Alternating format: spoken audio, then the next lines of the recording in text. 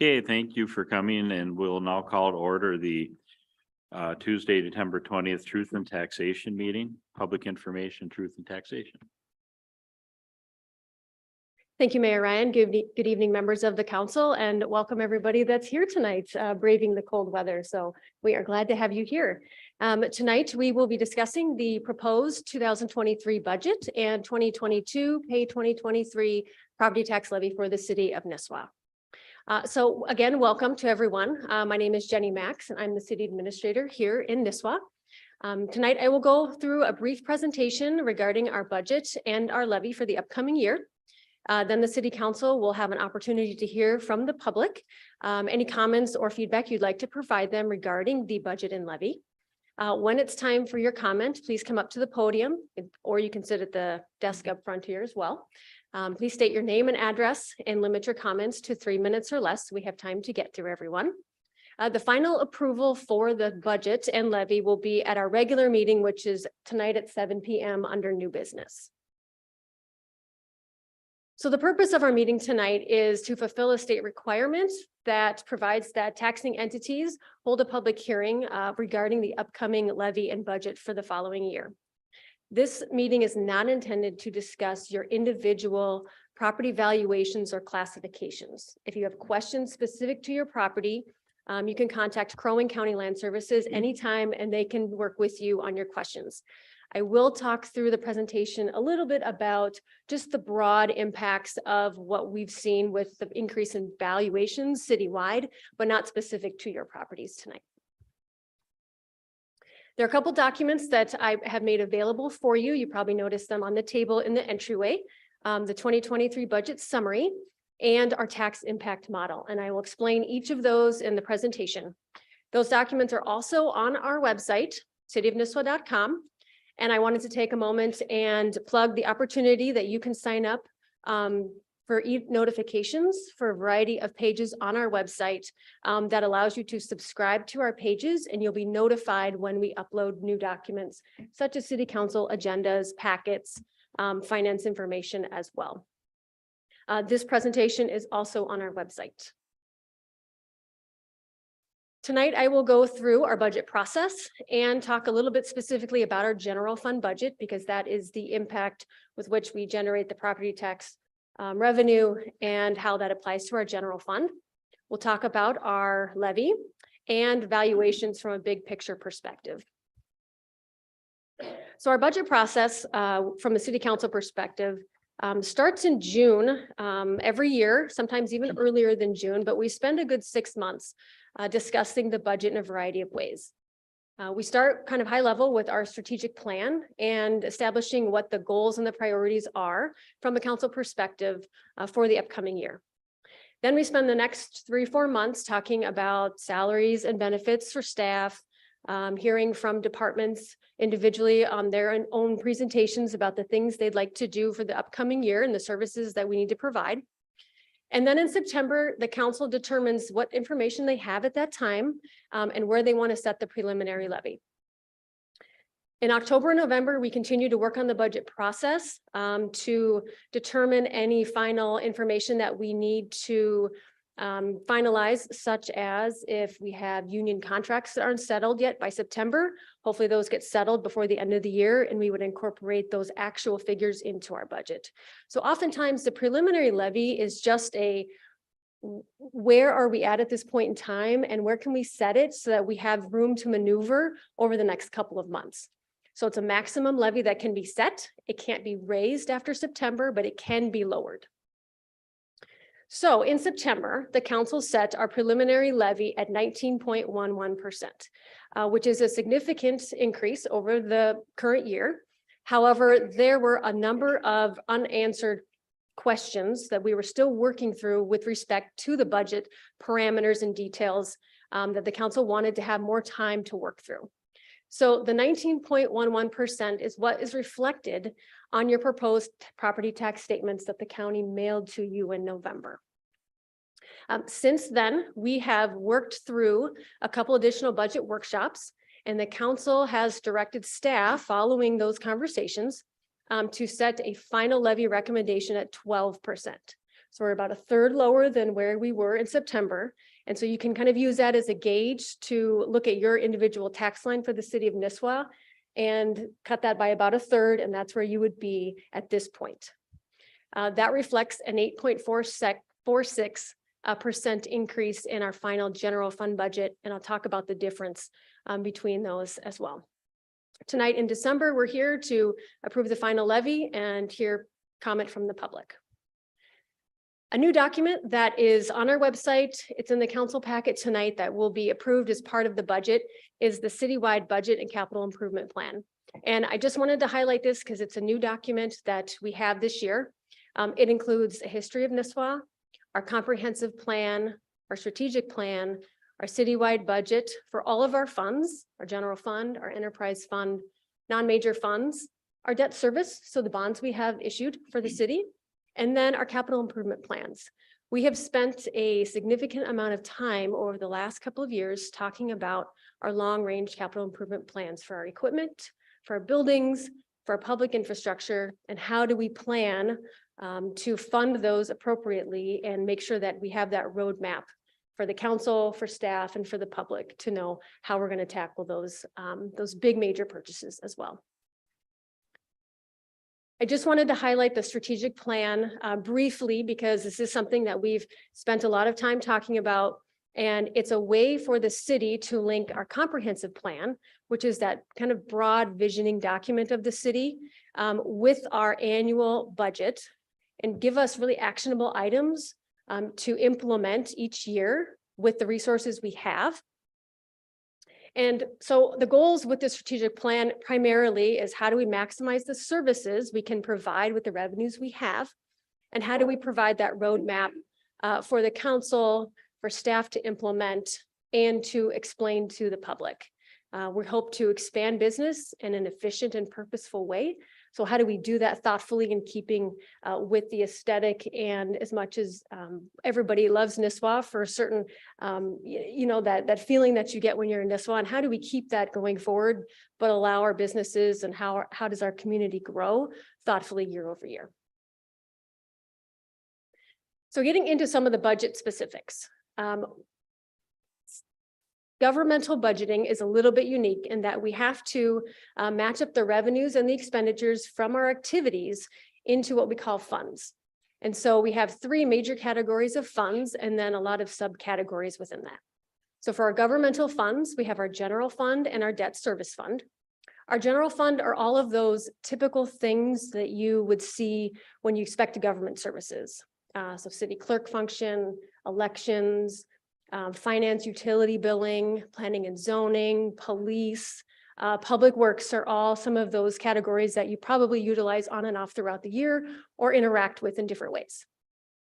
Our debt service fund is our bond issuance, so the principal and interest activity within that. Our proprietary funds or our enterprise funds, those terms are used interchangeably, include our liquor fund, which is the Spirits of Nisswa and the Pickle Factory, and also our sewer fund. So these two funds are reflective of business type activities. And so their revenues need to be at a level to sustain the expenditures and the cost to provide the service. We are fortunate in Nisswa that all of our proprietary funds are operating at a profit, and our liquor fund actually contributes money every year to the city general fund, which helps offset our levy. Our non-major funds are our smaller funds. They include Parks and Recreation, Community Center, capital project funds such as the Gull Lake Trail project would be a capital project fund, and special revenue funds like our fire department fund is a special revenue fund because we receive contract revenues from other local areas to provide services to them.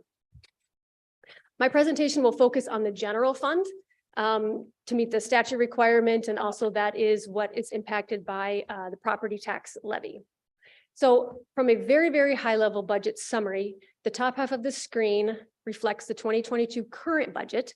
And you can see for governmental funds, the revenues and the expenditures are the same.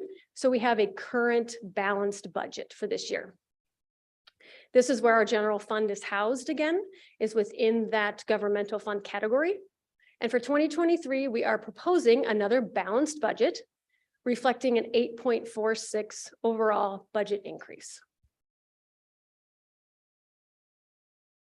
Looking at our budget summary from a general fund revenue perspective, we have three major components to that.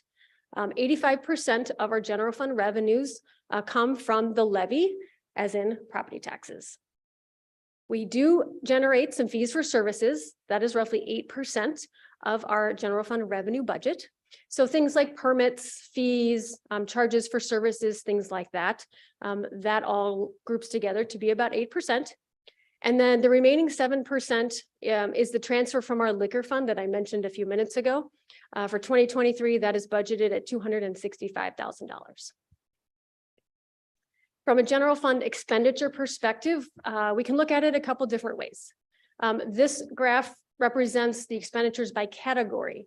As you can see, personnel services accounts for 43% of our budget. That's because we're a service-based organization. And so we have people here to provide the services and assist the public. And so that is our largest category. Services and utilities is 16%. Our debt service is 16%. And we do also, to make things more complex, we do transfer money from the general fund to our Parks and Rec and Community Center funds as well. So those two departments don't generate enough revenues to be self-sustaining. And so the general fund does supplement the revenues needed to balance those budgets every year. So we do contribute via property taxes, some funds for that. The other way to look at expenditures is by department. And so you can see our police department is 24% of our general fund. Our public works, highways and streets is 23%. Our debt service is 16%. And unallocated is referencing citywide insurance costs, so our property and liability and our workers' comp, as well as that transfer to Parks and Rec and Community Center. That kind of all gets lumped into where we don't assign those costs to specific departments. That's just an impact that we have citywide. This is the budget summary that I did provide copies out on the table for everyone. So I just wanted to have a snapshot of that. And as you can see on the top and the bottom right-hand columns, you receive the reflection of the 8.46% in the budget. For the general fund, we've listed in detail all of the different departments that make up that entire general fund budget. A big part of our conversation throughout our budget process this year was inflation. And what was inflation doing and how was that impacting our budget? Just like everyone was experiencing those impacts, so was the city. Rising utility costs, gas costs, all of those components factored into how we tried to manage all of those details with our budget process.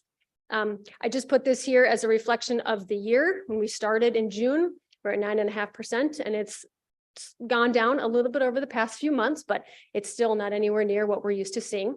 And that may or may not have an impact onto next year's budget as well, kind of to be determined. So overall, looking at what does that 8.46% mean to our 2023 budget? So I've outlined the major categories or the impact from our budget process. Staff wages was just over 4%. The transfer to the Parks and the Community Center departments was 1.43.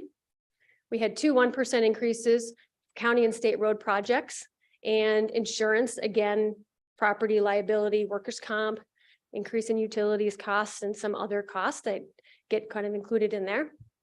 We have been, as part of our strategic plan, growing that capital improvement plan and those long-term reserves so that we can hopefully afford as much as possible to pay cash for new equipment and things that we need. So we're growing that long-term plan reserve, and road repairs is also something that we're seeing an increase in cost as well. The budget reflects the same level of services provided as was in 2022. There are no new staffing additions or major department expansions. The budget does reflect, as I mentioned, continued growth in our capital improvement plan.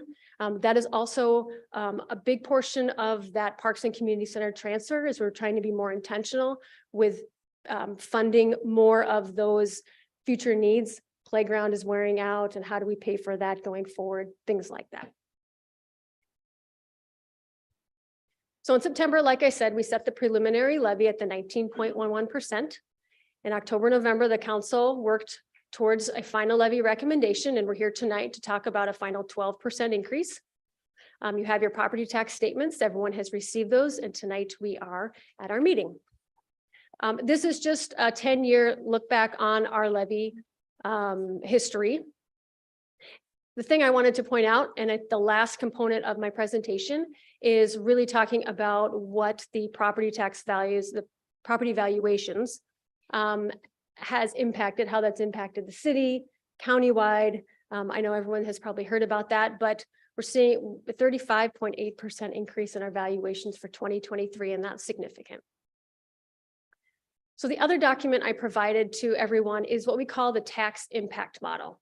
And the council uses this to try to give a little more practical perspective on what does it mean to talk about a 19% levy, or what does it mean to talk about a 12% levy? What are those actual dollars to our taxpayers out of their pocket each year? So on the left-hand side, you'll see the two columns that say scenario A. That reflects the current year levy and the current tax capacity or valuation of the city. And then in the scenario B side of the spreadsheet, we add our proposed tax levy that we're looking at, the 12%, and what we have seen with the increase in property values. So on the top right, you'll see those two small numbers reflecting that input into the system. Now, typically what we do is we look at the valuations just across the board. And so if we looked at the first line, we'd say a residential homestead property at $100,000 value, the tax from this year to next year and what that change would look like. But as we've all experienced, our tax value, property values are going up. So we have to look at it a little bit different. So this is a scenario we've talked about a couple of times at the council level. So if we take a residential homestead property, and in 2022, it's valued at $200,000. That equivalent tax due to the city would be $561. But valuations went up for 2023. So we assumed a 25% increase in that value. So now the value is $250,000. That equates to $602 of tax due. So the impact and the difference between the 2 years is $41 additional to the city from the homeowner. So the council will take something like this as an example and really kind of determine, is the $41 an acceptable ask for the taxpayer to provide the services and the needs for the community? So that gives a little more perspective on the conversations that we have throughout the year during the budget process, and how to use that chart to kind of see where your property value is and where it's going to go, and what that might look like for your taxes.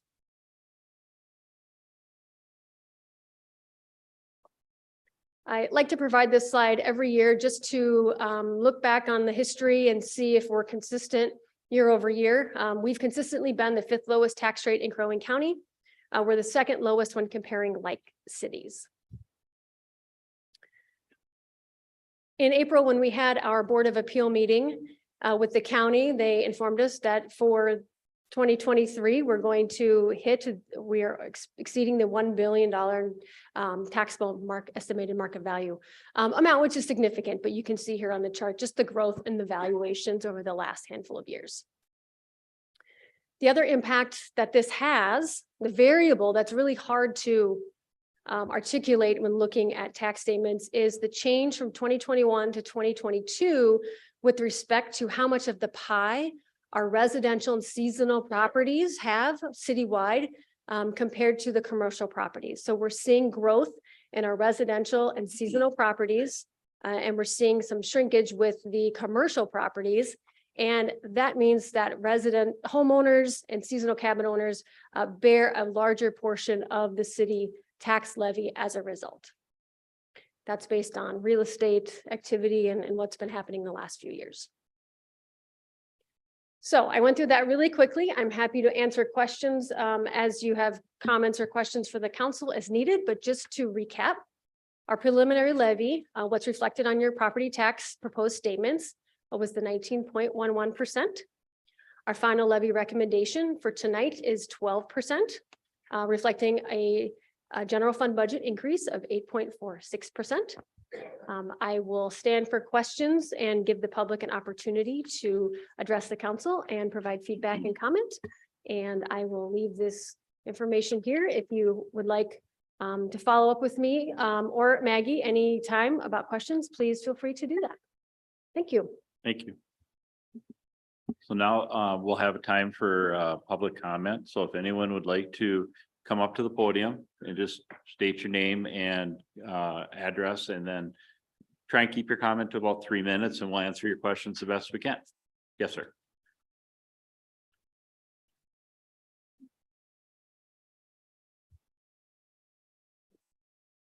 Evening. Good evening.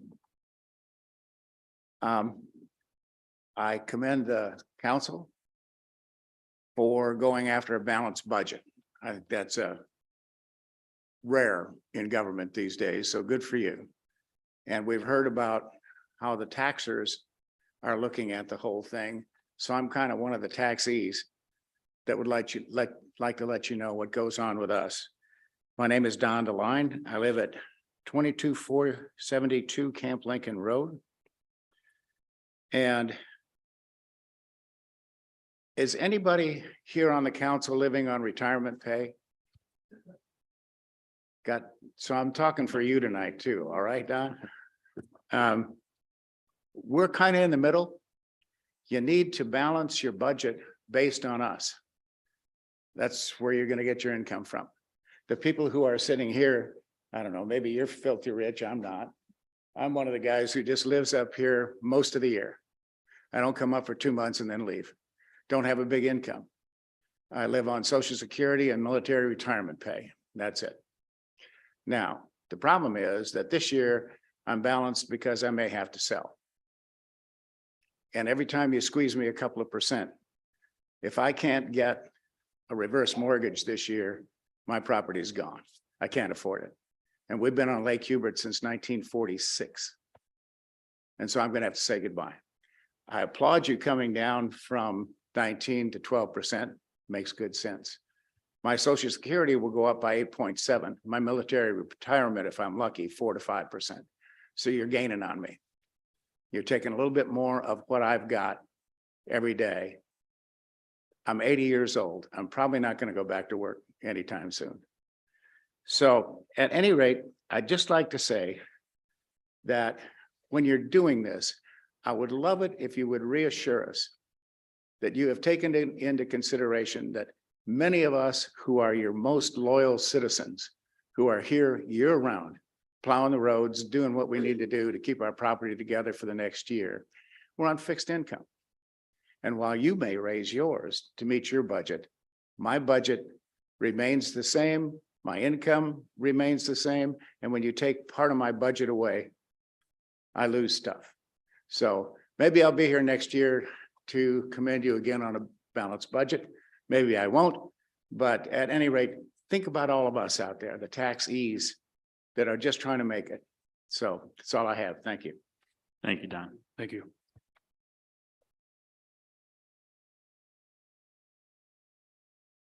Is there anyone else? Thank you.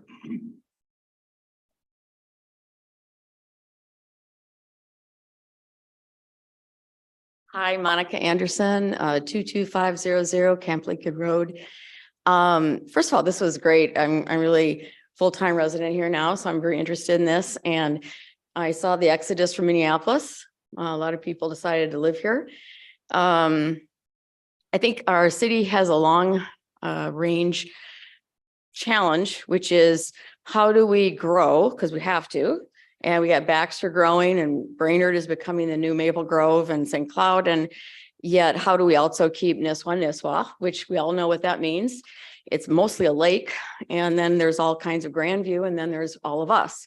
And then there's everybody in between that's enjoying it in the woods, in trailers and whatnot. And I appreciate all your analogies, like the $200,000 one. But, you know, there are like McMansions going up. I love that term. And they're raising everything. It's kind of looking like Lake Minnetonka on Gull has been for a while. So the bigger issue is our culture is changing, right? And so how do we afford ourselves and what do we want to do? The thing that I'm most concerned about is how does little Nisswa fit into the vision of what's going on in central Minnesota and this whole greater area? Because we don't even have people to work in our restaurants. Thank God we have Main Street and the Pickle and everything that stays open and the Legion, but you know, they need affordable housing. And, you know, we're not going to put that in the woods of Camp Lincoln. We just decided to save for a park. But where are we going to put it? And how does Nisswa fit in? And I think that you guys have a huge job, and I've seen it all. And from the tax standpoint, I had a conversation with the county and I learned something. They said that your property went up because the values went up. And so the percentage that you've levied will be applied to the value of our property. And I asked a dumb question. Well, when the whole thing tanks, which it might, and people stop buying everything and just started to look at their cash, does that value go down? Hardly ever, right? It's harder to go down than go up. So not only do we get the levy, but we got the shock of almost, my property went up for many reasons, but over 67%. I do have a flushing toilet now, which helps. And I know that accounted for the majority of the increase. But I guess my point is that when the property values settle again and the strategy of where we all live settles again, I hope that they will go down again. And that I know we've got parks, I know that big trail and everything else, but it just seems like it's the worst time in our country. Everybody's squeezed. Just to go to Minneapolis to see your mom or something is more expensive. It just seems like we're all spending more, but to Don's point, we're not making any more. And I know the city's trying to do their best, but I just hope that we can, as a community, work on what is the long range plan. And unfortunately, all of our properties were assessed at the highest level of madness, where people were calling me and writing me and saying, I'll give you $500,000 for your property. I don't even care if there's a house on it. And, you know, so everybody's crazy. I have letters and stuff like that. So we know what year we went through, but unfortunately, that's how we're all taxed. So whatever you all do at 7 o'clock tonight, I know it went down from 19%. That was scary. That's why we're here. But I hope it goes down a little bit more, because it does matter. And I don't think we're sorted out yet. I honest to God don't think we really know what this is going to look like, because our economy is not, you know, we don't have a lot of certainty anywhere, not just in Little Nisswa, right? So anyway, I've taken my 3 minutes. So I thought you said 30 minutes, but it was 3 minutes. Thank you very much. I just want to say again, thank you for all the work you've done. And, you know, we're here, we love this place, but I hope everything comes down. You know, that's what we need. Thank you. Thank you, Mom. Thank you.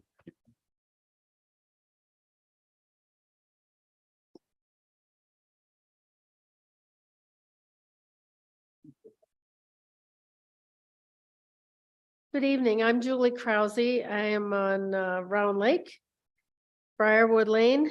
And my comment was, I was here in April. You had an audience full of concerned citizens at that time. And you said, come back in December.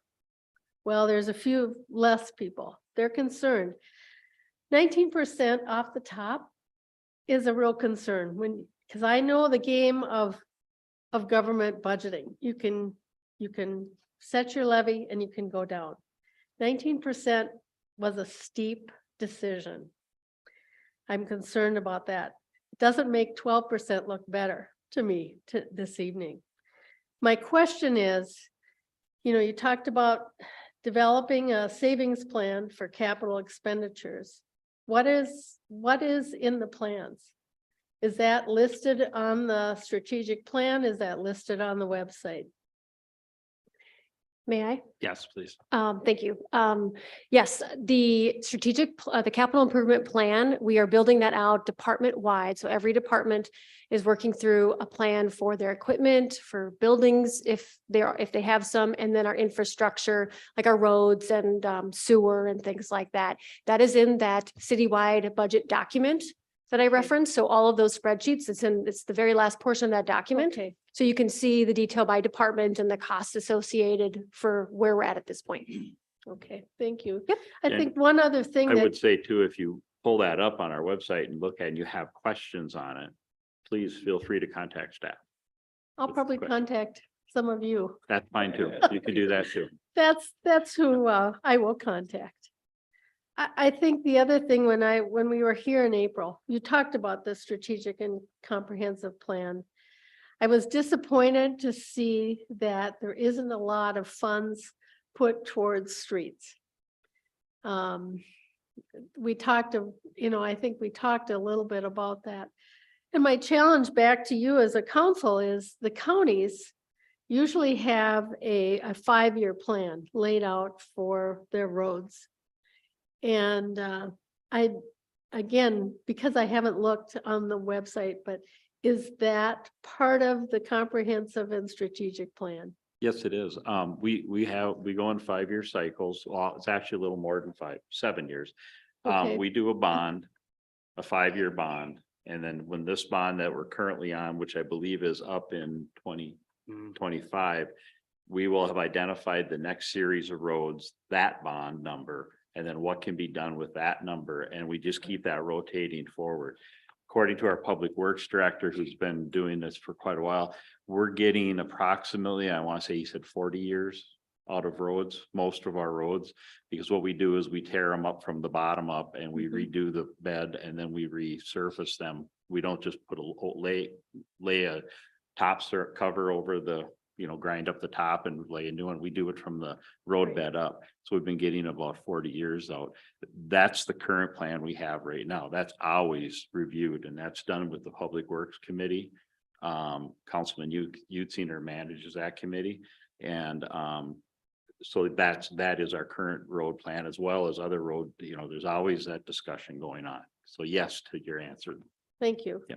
I think my final comment is something that I mentioned in April, is I ask each of you as our city representatives to stay in close touch with our legislators, with your associations. Tell them that it's not, yes, values have gone up. We all understand that. I've listened to many presentations. It's gone up statewide, probably nationwide. But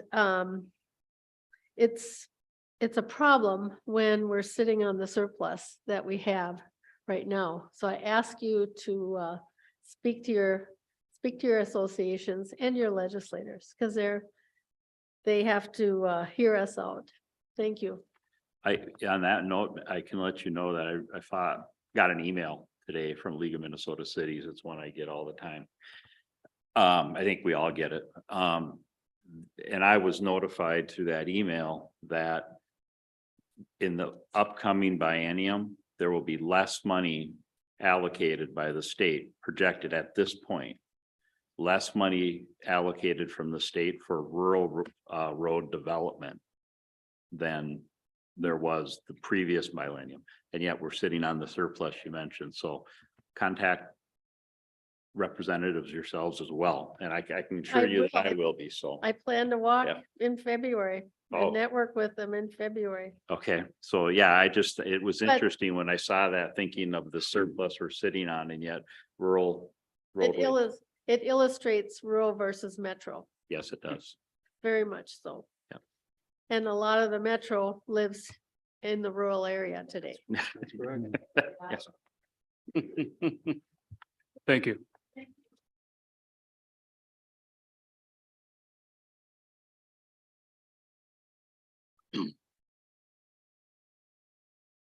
Hi. My name is Glenn Gustafson, and I have a cabin on the south shore of Lake Hubert on the Camp Lincoln Road. And I'm here to express my concern about the valuation I've received here on these proposed taxes. We're taking a number of 500 and some thousand and going up to 700 and some thousand. And that's just an unrealistic increase. And it's an unrealistic number for this cabin. This cabin on Lake Hubert is a summer I know. cabin. It is not winterized. Right. And our family uses it like 2 months out of the 12 months per year. And to be looking at these kind of numbers for that limited amount of use is just hard to swallow. So I'm here to express that concern. All right, thank you.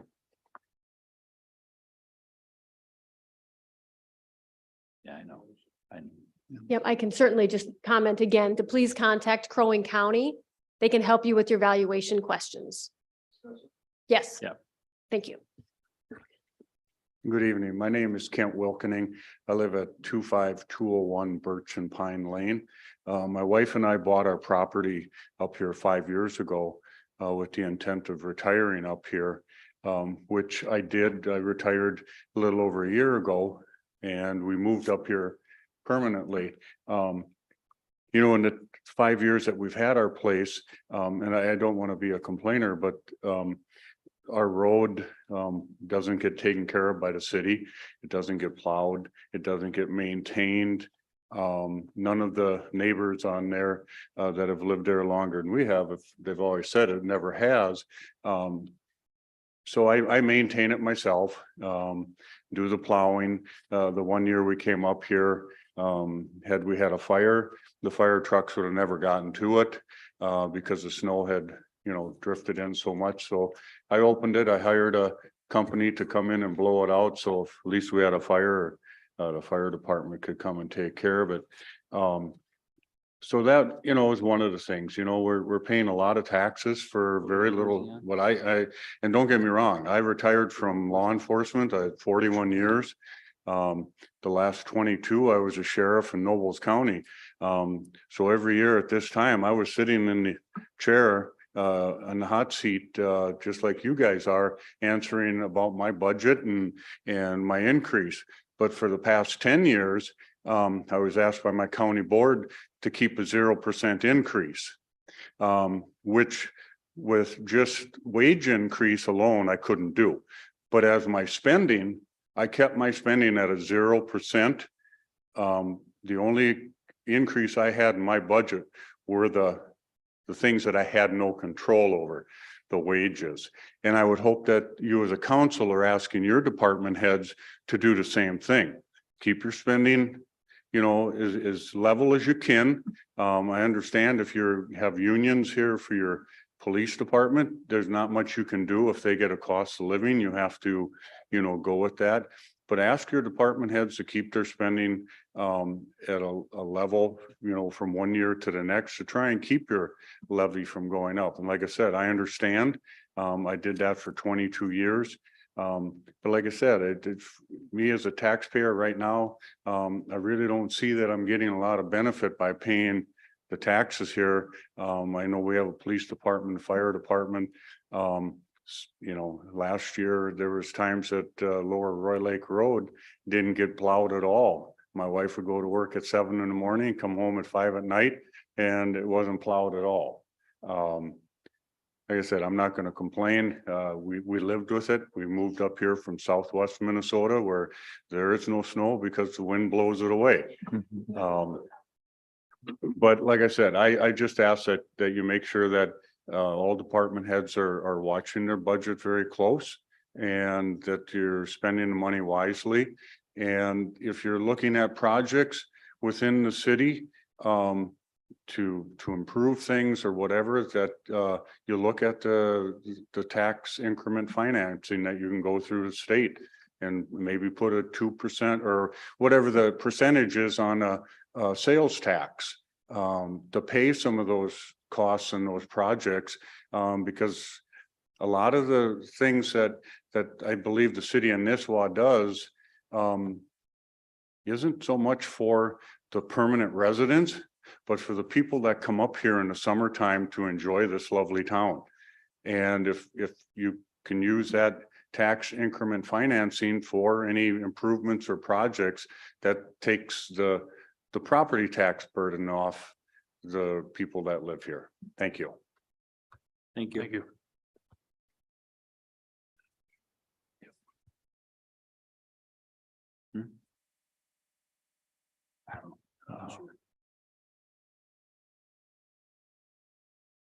Is there anyone else that wanted to address the council?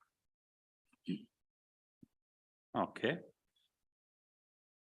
Then we will move on to, does the council have any comments, or do we want to?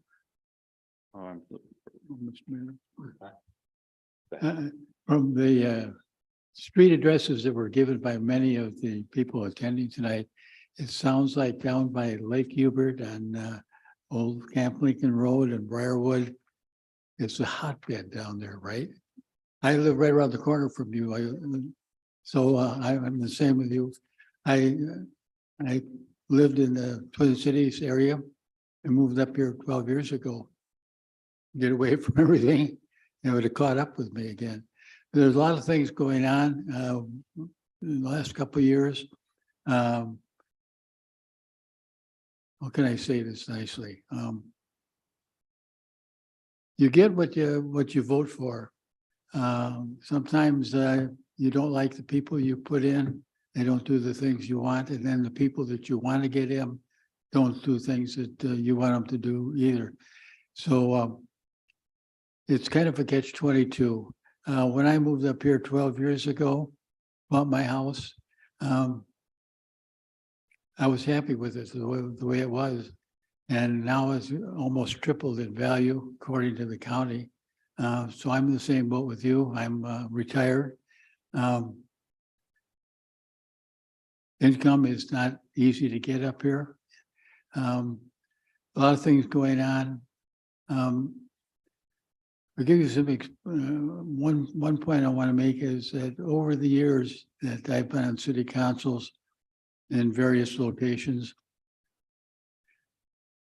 you can really judge how a community is doing by the number of people who move up here and stay here and don't move out when it gets cold and snowy.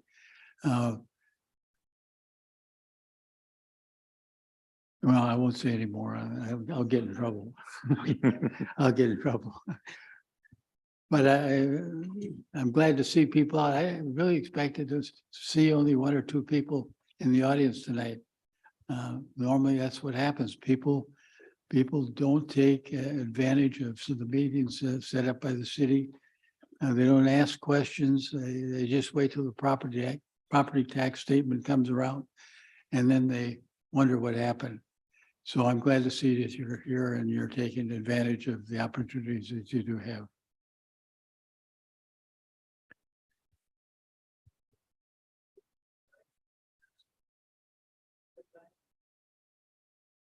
Sure, yeah, please do. Yeah. Did he just come in? Hi, my name is Jim Gabriel, and I'm actually one of Jesse's neighbors there on Tall Timbers Road up of Nisswa there. I just wanted to ask, the 12% increase with an 8.46 or whatever, is the difference there because residential properties are shouldering more of the burden? In other words, the budget went up 8.5%, but the property taxes are going up 12%. The difference with the budget is that we have other revenue streams that contribute to that. So the budget itself, with the services, the fees for services and the permits and things we charge and the small other government funds that we get from the state and the county. So that offsets that, that amount. So that's why there's a difference. So the budget doesn't go up exactly the same amount as the levy because we have another revenue stream contributing. So it's not a property valuation component. All right.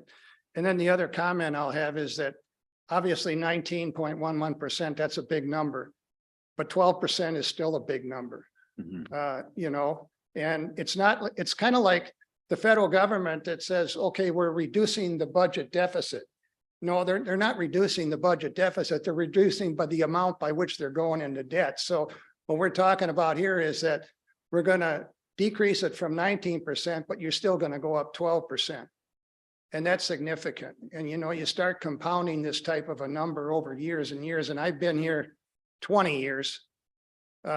It starts to add up. And, these folks that are sitting here on retirement incomes, it gets to be untenable and unsustainable, I guess, for those folks. And what we're going to end up is we're going to end up losing a good portion of what is the bedrock of these communities. And those are the people that have lived here for 40 years or whatever and have a real stake in what goes on here. So that's my only comment. Thank you. Thank you. Thank you, Jim. Mark, did you have anything to add or? Yes. I think I'm just gonna be able to add to Don's sentiment there about our neighbors are not the same neighbors that we had 2 years ago or 4 years ago, or hell, when I was born. I've lived in Jim's neighborhood my entire life. I'm fortunate to move back here. And after college and working on the road, I've seen a significant shift. I've seen a lot of people of my age and my generation coming here, working remotely, thinking it's feasible. They, amongst many others that we live, they're now our neighbors. They are willing to, as it appears, to pay for these properties that are just valued outrageously higher than what any of us have ever had to pay for property. Jenny made a point about the consideration the council made when looking at the consumer price index and trying to be very respectful towards it in regards to what it costs the average consumer. Same costs that that consumer has are also what the city itself pays, or municipals like us. We pay the same utilities that you get your electricity from, your gas from.